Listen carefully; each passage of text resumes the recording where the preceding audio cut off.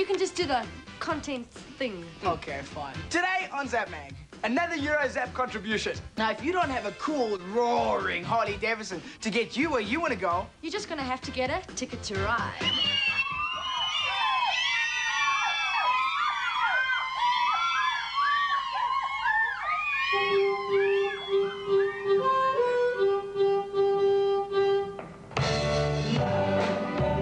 In 1962, Beatlemania officially erupted. Now, 32 years later, they're just as popular. But how did it all begin?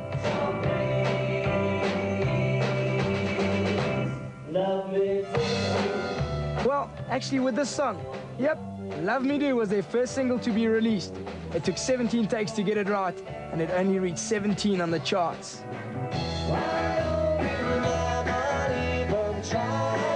Their second single, released on the 11th of January 1963, was this.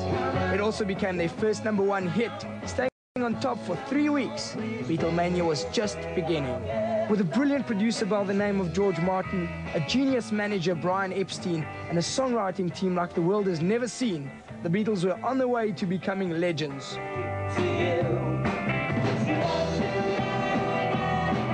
This, their fourth single, became Britain's biggest selling single ever, with sales of over 1.5 million copies. The Beatles were virtually unknown, however, in America, but on the 1st of February 1964, I Want to Hold Your Hand shot to the top of the American 100. The four mop tops, as the Americans dubbed them, landed at Kennedy Airport on the 7th of February 1964. 5,000 screaming fans greeted them at the airport. 2 days later, they made an appearance on the Ed Sullivan Show to a record audience of 73 million viewers.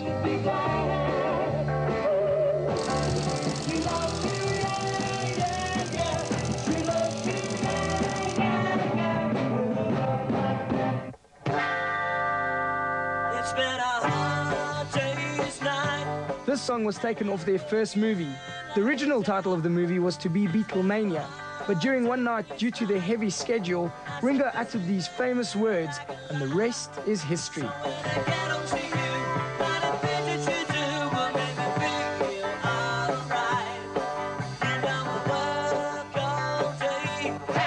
This was their second major film. Its single showed that the Beatles were drained, and this was a genuine cry for help.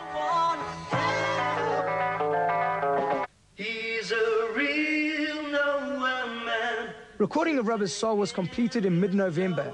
It debuted at the #1 position, making it the Beatles' 5th consecutive #1 album. Doesn't have a point of view, knows not where he's going to. Isn't he a bit like you? The Beatles were now starting to grow up. Just as it seemed that things can't get better, out came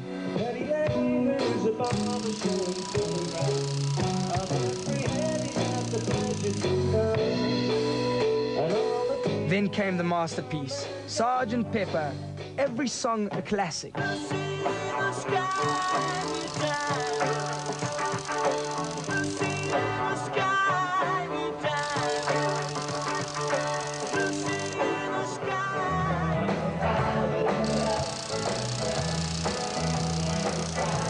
The lead vocals of this song were sung by Ringo Starr, who had a complex about his voice, his worst fear being this note.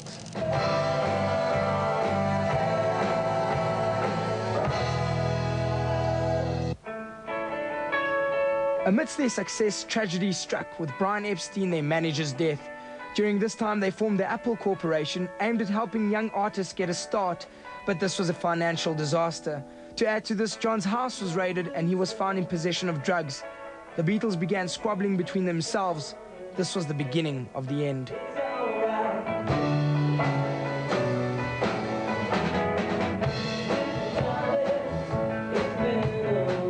Their last album was Let It Be.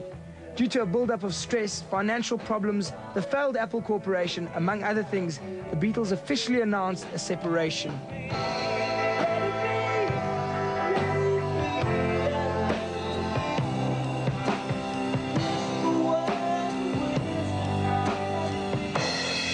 So now we're in the 90s, and these guys look nothing like the Beatles. But they sound a lot like them. Ticket to Ride is a Beatles revival show. starring, of course, the music of the Beatles, and also features a chronology of their life and times, from the hysteria of their concerts, right the way through to the opposite extreme, the sadness of John Lennon's assassination. Gil, I'm the narrator of the show. The job of the narrator, as you'd expect, is to tell the story, and also to provide continuity, provide the thread of continuity in between the songs. And also, a very important thing is to add the element of comedy. Well, we've been playing Beatles music for years anyway, but Richard actually got this amazing musician called Mike Pilot to help us figure out all the harmonies. You're going to say me for a minute? No. Tone Deaf. So, what's their favourite Beatles song? Along the Lines and Road, probably. My favourite's Help. It just goes along, really drives along. It's got good harmonies, but it goes for it. It's brilliant. Something, because it really is an incredibly beautiful song. I like Penny Lane, because it tells you much the story about Liverpool. It's actually part of Liverpool.